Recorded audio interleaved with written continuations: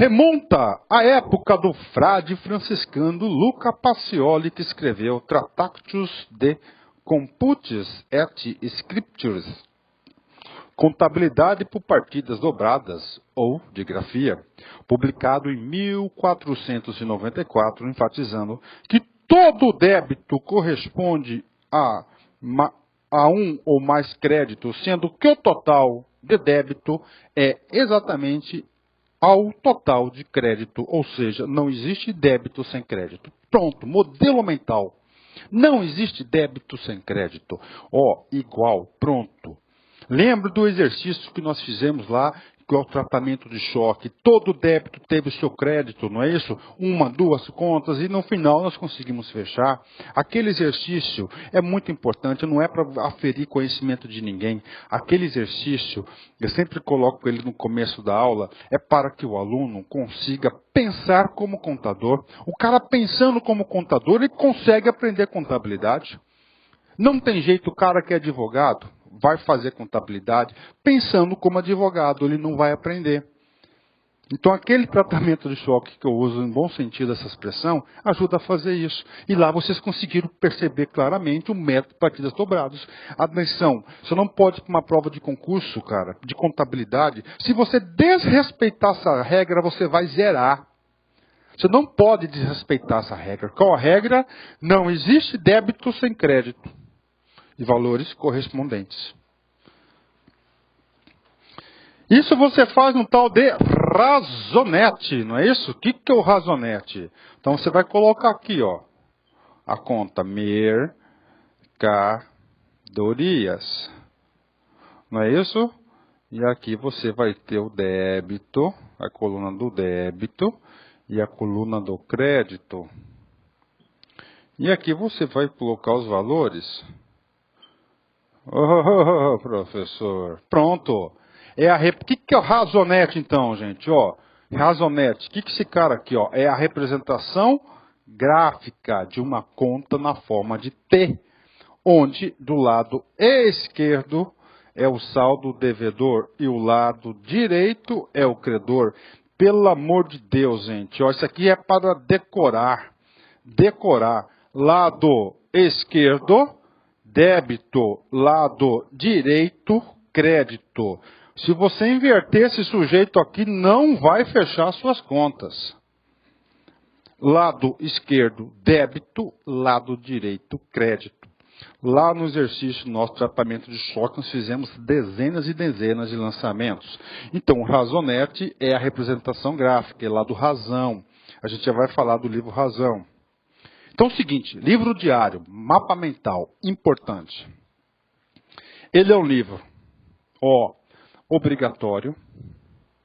Tem duas exceções. Quais são? Primeira exceção, produtor rural.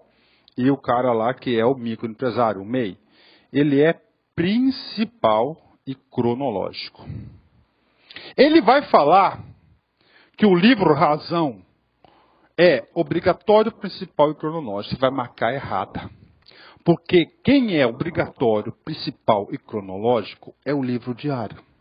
Onde que o obrigatório significa dizer que ele é exigido pela lei comercial, estando sujeito por este motivo às formalidades intrínsecas e extrínsecas. As intrínsecas em referente ao lançamento. E a extrínseca é quanto à forma, capa dura, carimbo lá na junta e assim por diante. Professor, onde que está escrito que ele é obrigado pela lei? Eu já falei para vocês, a obrigatoriedade desse sujeito está no artiguinho, olha, 1179 e, claro, 1180. Nesses dois artiguinhos que obrigam o empresário e as sociedades empresárias ao quê? A realizarem, terem a realização, a execução desse livro diário. E vocês têm que saberem que para você cumprir essa exigência do livro diário, você vai ter que saber das características das obrigatoriedades intrínsecas e das obrigatoriedades extrínsecas que nós vamos explicar nessa aula. Isso cai muito. O cara vai falar que uma característica intrínseca é extrínseca e pronto, ferrou. Então, por hora, ele é um cara obrigatório. Por que quem obriga esse cara? A lei 10.406, que é Código Civil, tá certo? Lá nessa parte comercial, artiguinho 1179 e 1180, tá certo? Está incorreto.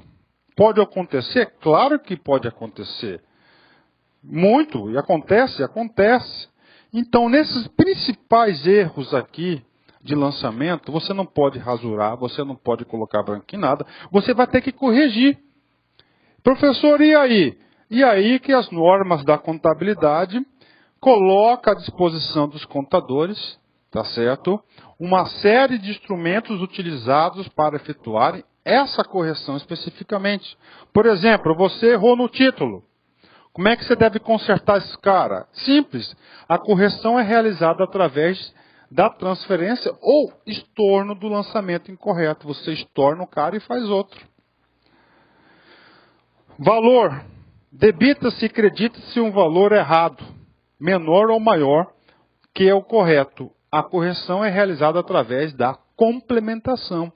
Você deveria debitar 1.000, debitou 800, aí você faz um outro lançamento complementar de 200, porque o cara não pode ter erros. Você inverteu, o que você vai fazer? Você vai fazer um outro lançamento retificador disso aqui, muito simples, é a inversão. Duplo registro, o que você faz no duplo registro? Você vai estornar o segundo lançamento, isso já foi questão de prova. Duplo registro, você estorna o segundo lançamento. Omissão, você tinha que fazer um registro e você omitiu. O que você faz, cara? O que é omissão? Omissão é um não registrado. O que você vai fazer? Você vai registrar o sujeito, então. Então, o lançamento não é realizado. O que é isso? É omissão. Como é que você corrige? Se dá através do registro do lançamento. Aí você vai fazer um novo lançamento lá, o lançamento, porque o cara não foi lançado, escrever lá no histórico, lançamento atrasado devido a omissão, tal. Pronto. E, finalmente, histórico incorreto. O que você faz com o histórico correto? Isso despenca. Você faz uma ressalva lá no livro diário. Então, ressalva é somente, preste atenção, somente quando o histórico está incorreto. Por quê, professor? Porque a escrituração tem que ser fiel retrato da empresa ou sociedade empresária, dos fatos contábeis. Mapa mental. Só aqui do LAC Concursos. Título: transferência ou estorno do lançamento incorreto seguindo o lançamento correto. Valor: para mais para menos, você vai fazer a complementação. Inversão: você vai transferir ou estornar o segundo. Duplo, aliás, ou estornar, mesma coisa do título. Duplo registro, você estorna o segundo lançamento. Omissão, registro o cara. Erro no histórico, você faz a tal da ressalva. Você faz a tal do ressalva. Pronto, está aí.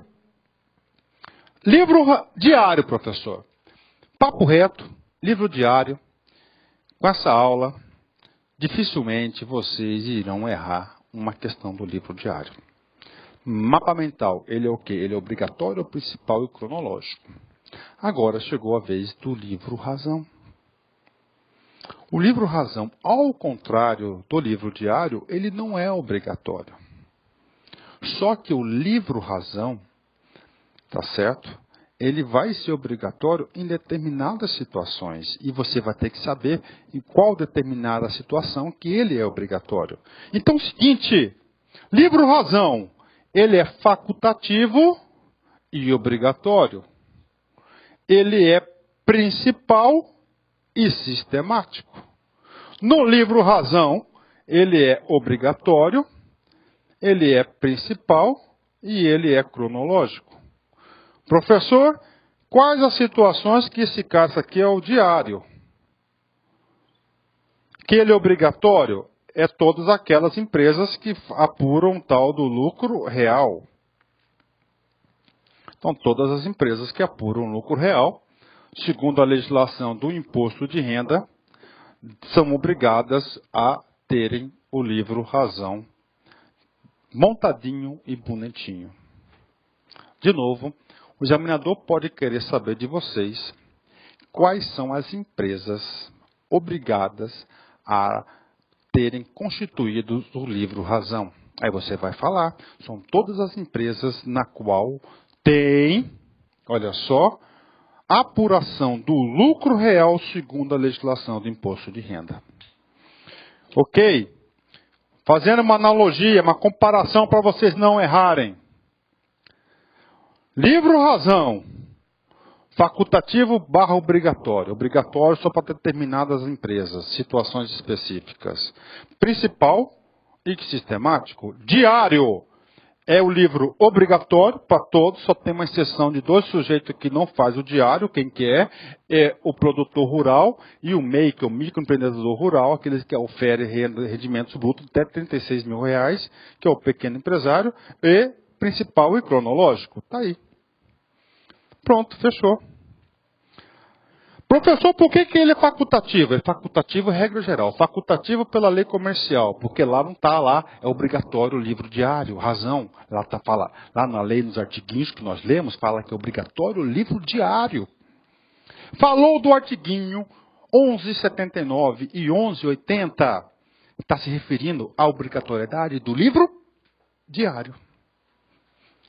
Só que ele é obrigatório por uma legislação lá da Receita Federal de 1999, que é o Regulamento do Imposto de Renda. Nesse Regulamento do Imposto de Renda, ele obrigou o livro razão, tá certo, para todas as empresas obrigadas a declarar imposto de renda, que vai apurar o tal do lucro real. Professor, você tem um lucro real, apuração do imposto de renda, né? E você tem um lucro presumido. O lucro, então, olha só. Então, para vocês apurarem o pagamento do imposto de renda, vocês têm 2 formas. Ou você vai apurar o lucro real, realmente aquele que aconteceu, que você vai fazer todas as escriturações, ou você faz o lucro presumido. Como assim o lucro presumido? Ao invés de você fazer toda essa burocracia, você já entra lá no processo da receita e faz uma prejunção de receita e despesas mensais e pronto, você faz o lucro presumido. Em 3 meses você vai lá, ou mês em mês, você vai lá e paga aquele seu imposto de renda, você liquidou a fatura. Quando você adota a opção de pagar o imposto de renda pelo lucro presumido, você está o quê? Desobrigado a cumprir o livro razão. Mas quando você opta pelo lucro real, tá certo? Você é obrigado a fazer o quê? O livro razão. É claro que o lucro real serão somente grandes empresas, onde tem escritório de contabilidade e assim por diante. Mas isso pode cair na prova de concurso. Lucro real, obrigatório o livro razão. Lucro presumido não é obrigatório. Onde que está escrito isso? No tal do RIC 99, que é o Regulamento do Imposto de Renda. Professor, estou começando a gostar desse assunto. Pois é, você viu? Como a gente não temos que vencer nossas paixões, então o aluno tem que ir para a prova de concurso sabendo que o sujeito, que é o livro razão, ele é facultativo para todos e obrigatório somente para um tipo de empresa, aquelas empresas que apuram seu resultado pelo lucro real. Quem que mandou fazer isso? O tal do RIC, né? RIR 99, que é o Regulamento do Imposto de Renda. Principal, mesma coisa do outro sujeito, que registra todos os fatos contábeis. E sistemático, os fatos contábeis são registrados por tipo de contas. O outro é cronológico, esse é sistemático. Sistemático, os fatos contábeis são registrados por tipo de contas. Por exemplo, caixa, clientes, fornecedores, capital e assim por diante. E ele é feito através do Razonete. Está aqui ó, o nome da conta. Lado esquerdo, devedor. Lado direito, saldo credor. Ok? Olha só. Então, o razão é feito pelo Razonete.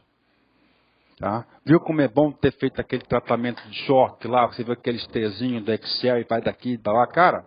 Terminou essa aula de escrituração, papo reto, vai lá, você quer aprender esse negócio com profundidade, de vez, vai lá e faça a escrituração dele, tanto no diário quanto lá no Razão, para vocês terem uma ideia. Tá?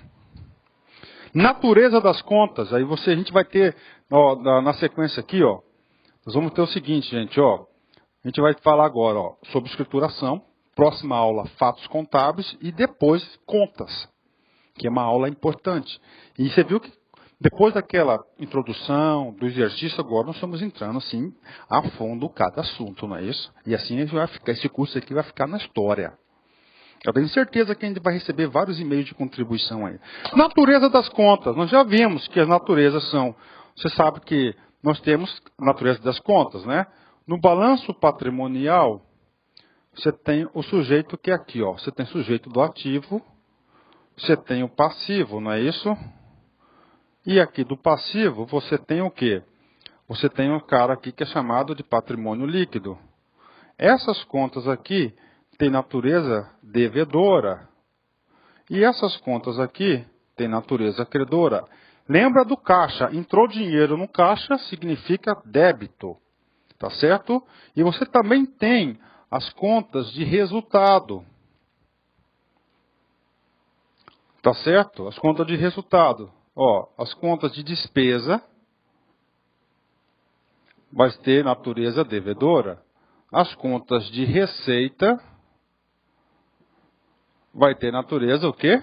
Credora. Tá certo? Pronto, ó.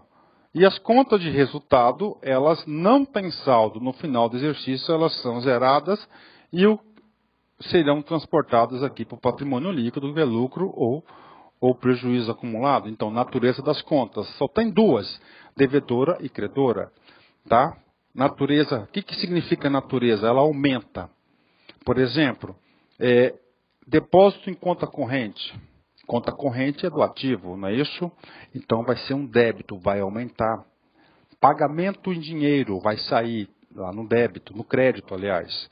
E assim por diante. Mas isso aí, pelo exercício que nós fizemos anteriormente, eu sei que vocês já deram uma fixada boa nisso. E daqui em diante a gente vai fazer sempre lançamentos aí de todas as aulas, com certeza. Nós vamos aí cada vez aprofundando mais esse assunto aqui. Um baita curso de contabilidade comercial para os nossos queridos alunos. Vamos lá. Então, as contas do ativo são de natureza devedora, pois o saldo aumenta com débitos e reduz com créditos. Depósito em conta corrente. De novo. Isso tem que ser somado no seu modelo mental. Esquece conta corrente. Depósito em conta corrente. Ele vai ser um débito ou um crédito? E depósito, ele vai ser, aumenta o saldo. Então, vai ser lançamento na coluna do débito. Você efetuou um saque, uma retirada em sua conta corrente, na empresa. Vai diminuir? Vai. Então, vai ser um crédito. Professor, o que você fala sobre isso? Eu falo que você vai ter que vencer as suas paixões. Na aula de contas, a gente vai explicar as teorias lá, teoria personalista das contas, né? O que eu quero dizer para vocês isso aqui, para vocês não errarem? Você, pessoa física, entrou dinheiro na sua conta, ocorreu um débito ou um crédito? Um crédito, professor. Você fez um saque na sua conta corrente, você efetuou um débito. Isso é na sua vida, seu mapa mental. Aqui na contabilidade, esquece isso. Isso é objeto de muita confusão. Aqui na contabilidade, entrou dinheiro na conta da empresa, é um ativo. Se entrou dinheiro, não é um crédito, é um débito. Saiu dinheiro, é um crédito. Professor, é o contrário. Só que para aprofundar esse assunto não é essa aula. A gente vai explicar isso mais para frente. Por enquanto você tem que ir por partes. Entrou dinheiro no caixa, aumentou o saldo, é um débito. Tirou, tá, pronto. As contas do passivo, tá certo? São de natureza credora. Já o saldo aumenta com créditos e reduz com débitos. Por exemplo, Você foi lá, ó, duplicatas a pagar. Duplicatas a pagar é uma obrigação, está no passivo. Você adicionou mais duplicatas a pagar. Então você vai ter um crédito. Você pagou duplicatas, pagamento da duplicatas a pagar. Então você vai ter um débito, porque vai diminuir. Rapaz, depois isso aqui vai ser espontâneo. Você vai conseguir aprender esse cara aqui, vai ser em controle remoto. Vai ligar lá, pronto, você vai, ó. Pode ter certeza disso. Vou deixar vocês competitivos nesse negócio aqui. Então você sabe, então, que no balanço patrimonial, as contas do ativo são naturezas devedoras e passivo-credoras, né? Fórmula de lançamento. Isso aqui é importante, cara. Lançamento. Então, a escrituração contábil, lá no livro diário, ele é feito através de lançamentos. Tá? E nós temos 4 fórmulas de lançamento. Cara, isso cai em concurso. Temos a fórmula 1, 2, 3 e 4. A fórmula 1 não tem como errar. Porque é um débito e um crédito. É lógico que todas elas o valor vai ter igual. A fórmula 4 são mais de um débito e mais de um crédito. Então, a fórmula 1 e a fórmula 4, o aluno não erra. O que o aluno costuma errar é na 3 e na 2. Na 2 é um débito e mais de um crédito. No fórmula 2, um débito e mais crédito. Na fórmula 3, ó, mais débito e um crédito. Professor Caio. Aluno erra. É claro que na fórmula 1 e a fórmula 4 está fácil. Agora, na fórmula 2 e 3 que o povo erra mesmo. Na 2, de novo, não pode ter preguiça. Um débito e mais de um crédito. Fórmula 3, mais de um débito e um crédito. Professor, eu estou ficando craque, tá? Vamos fazer agora 4 exemplos desse sujeito. Rapaz, pode ter certeza, cara, que essa aula aqui, ó, vai cair várias questões para vocês. Vamos lá. Pagamento de fornecedores no valor de 30 mil. Faz aí esse lançamento. No caderno. Tem que estar estudando no cadernão, né? Vamos fazer lá. Aí tem a data, não é isso? Já aqui, no caso aqui, débito, crédito. Vamos lá. Pagamento de fornecedores no valor. Falou que é a prazo? Não. Então é o quê? Se ele falou que é a prazo, vai ser à vista. Nós vamos usar a conta caixa. Está saindo dinheiro do caixa ou está entrando dinheiro do caixa? Está saindo dinheiro do caixa. Se sai dinheiro do caixa, caixa é uma conta do ativo, então ela vai ter natureza o quê? Devedora. Quando diminui a conta do caixa, ocorre um débito ou um crédito? Ocorre um crédito. Então aqui, ó, caixa, valor de 30 mil. Professor, se fosse na minha conta corrente, seria diferente. Se estivesse entrando aqui, seria débito. Tá? Você pode colocar aqui ou A, né? Professor, se tem todo um débito, tem um crédito, um débito. Você pagou, então você tem aqui, ó, fornecedores, é outra conta sua. Fornecedores, está aqui. Fornecedores, a caixa 30 mil. Isso aqui é o que? Da primeira fórmula, porque você tem um débito e um crédito. Fechou. Fizemos esse lançamento. Então, olha aí o lançamento aí. Ó, o segredo disso tudo é o caixa. Então, se você conseguir formular, cara, um modelo mental só da palavra do caixa, quando o caixa diminui, você manda crédito nele.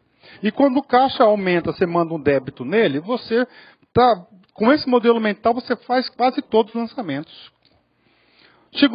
Segunda fórmula. Segunda fórmula, você vai ter o quê? É diferente. Tá? Ó, recebimento de duplicatas no valor de 40. Vamos arrumar esse sujeito aqui. Que professor perfeccionista. Né? Pronto, aqui, ó. Na segunda fórmula, Ctrl V. Então, na segunda fórmula, você vai ter um débito e mais de um crédito. Isso aqui é a segunda fórmula. Na terceira fórmula vai ser o contrário. Você vai ter mais de um débito e você vai ter um crédito. Aqui que corre o perigo. O examinador vai querer saber, você identificar qual que é a fórmula 1, qual que é a fórmula 2 e qual que é a fórmula 3. Então, fórmula 2, um débito e mais créditos. Fórmula 3, mais débitos e um crédito. Vamos lá. Professor, como é que aprende isso aqui, cara? Isso aqui é a fórmula 2 e 3, é decorando, cara. Vamos fazer esse lançamento aqui. Recebimento de duplicatas no valor de 40 mil com juros de 10%. Primeira coisa que eu pergunto para você, entrou dinheiro no caixa aqui? Recebimento de duplicatas? Sim ou não? Sim. Se entra dinheiro no caixa, vai ser um débito ou vai ser um crédito? O caixa é de natureza devedora, lado ativo, então você vai colocar aqui, ó, caixa. Aí eu pergunto para vocês, matemática, qual é o valor que vai entrar no dinheiro do caixa? Olha só o fato contábil. Recebimento de duplicatas no valor de 40 mil, com juros de 10%. Ou seja, o cara pagou atrasado, pagou 40 mais 10%. Qual que vai ser aqui então o valor do caixa?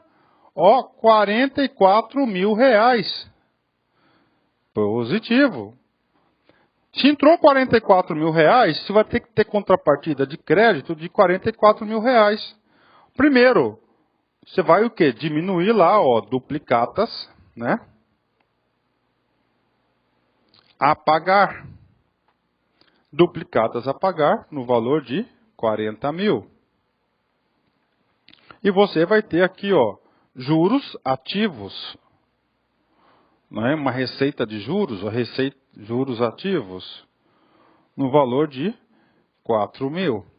O valor dos débitos, 44. Dos créditos, 44. O valor dos débitos, 44. Não é isso?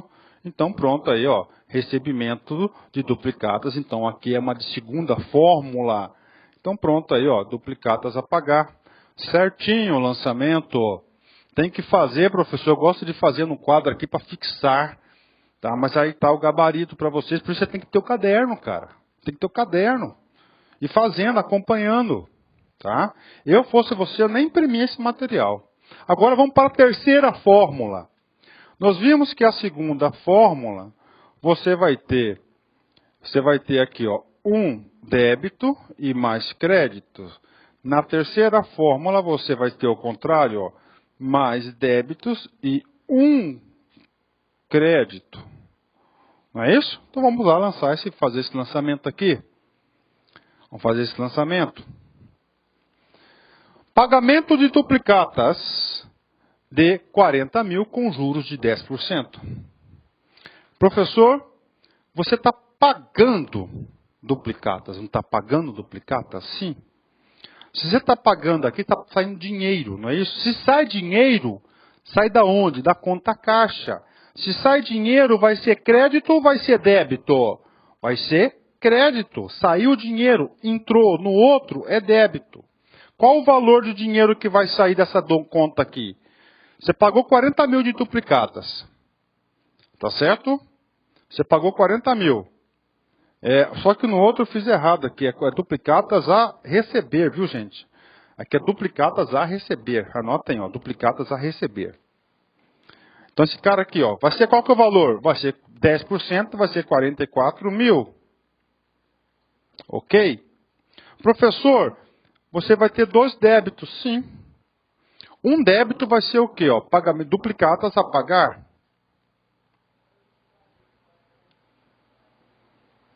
No valor de 40 mil. Você não pagou juros aqui? Sim. Aqui são juros passivos. Uma despesa. No valor de 4 mil. Aqui deu 44 e 44. Fechou a conta, ó. Pronto, ó. E esse cara aqui é um lançamento da terceira fórmula. Professor, eu não acredito que eu estou conseguindo aprender esse sujeito. Aprende. É devagarzinho, depois do tratamento de choque, você conseguiu chegar até nesse momento aqui. Agora fica tudo mais fácil. Quarta e última fórmula. Vamos lá. Venda à vista de mercadorias no valor de 50 mil ao custo de 35 mil. Venda à vista. Se vendeu à vista 50 mil, significa que entrou no seu caixa quanto? Caixa, entrou quanto no seu caixa? 50 mil. Esses 50 mil, você tem que mandar um crédito nele. Qual que vai ser o crédito? Receita de vendas. No valor de 50 mil. Podem ficar tranquilos que nós vamos fazer operações comerciais, débito e crédito. Professor, ao custo de 35 mil, o que significa esse é o custo de 35 mil? É o custo das mercadorias vendidas. Não é isso? 35 mil. Isso aqui chama uma despesa, tá? Das mercadorias. Só que esse cara aqui é o custo da mercadoria. Você vai tirar dinheiro da onde? Lá do seu estoque. Mercadorias. Lá nas mercadorias, 35. Como assim, professor? Vamos aqui, Entrou 50 mil, é uma receita. Só que se entrou 50 mil, você vendeu mercadorias. Qual que é o valor do custo da mercadoria que saiu? 35 mil lá do seu estoque. Você tem que ter a contrapartida, que é a despesa, é o CMV, o custo da mercadoria vendidas. Esse cara aqui, nós teremos uma aula só sobre ele. Tá? Sempre você vai ter o custo. Então aqui, mais débitos e mais créditos, nós temos aqui o quê? Nós temos aqui o lançamento da quarta fórmula. Olha só ele aí, o gabarito para vocês aí, receita e despesa. Exercícios, vamos lá. Entre as formalidades extrínsecas e intrínsecas dos livros de escrituração, destacamos as indicadas abaixo, exceto. Ou seja, ele quer uma das que não sejam. Existência de emendas, rasuras e espaço em branco. Essa é a errada. Porque segundo lá, o artiguinho lá, 1184, não pode ter emendas, rasuras nem espaço em branco. Então não é uma característica do lançamento. Letra A. Olha só, termos de abertura e encerramento, sim, é extrínseca ou intrínseca? Extrínseca. Registro na junta comercial, autenticação, característica extrínseca. Numeração tipográfica sequencial das folhas, numeração extrínseca. Escrituração em ordem cronológica, dia, mês e ano. Isso aqui vai ser o quê? Intrínseca do lançamento. Professor, eu estou aprendendo, tá? Mais uma para vocês aí. Olha só. Essa aqui é top, hein? Os lançamentos contábeis de partidas denominadas são de quê? Tem primeira, segunda, terceira e quarta fórmula. Segunda fórmula.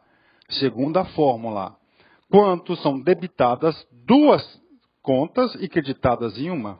Não. 2 débitos e um crédito é terceira fórmula, não é isso? Terceira fórmula, são debitadas duas contas e creditadas em uma. Exatamente, a letra B de bola. Olha aí, o cara tem que saber aquele quadrinho. Tá? O restante aqui estão todas erradas aqui, vocês vão perceber. Então aquele quadrinho é fundamental. Primeira fórmula, cara, 1 a 1. Quarta fórmula, vários e vários. Aí tem o 3 e o 4. O 2 e o 3 que é o perigo. O 2, mais débitos e um crédito. O 3, mais créditos e um débito. Opa, ao contrário. Pronto, não erra. Pronto, chegamos aí ao final aqui. Quero fazer uma homenagem ao nosso design aqui. Nunca deixe de sonhar com um futuro melhor, cara. Sei lá de ônibus, lascando, né? Apertado e sempre sonhando, cara. Os sonhos se tornam realidade. E para você tornar esse sonho em realidade, você tem que ter duas coisas. Primeiro, acreditar que isso aqui seja possível. E segundo, acreditar em você mesmo. E quando você atingir seu sonho, quando chegar lá, não esqueça de onde veio. Glória a Deus. Tá? Forte abraço, fique com Deus, até a próxima. Tchau, tchau.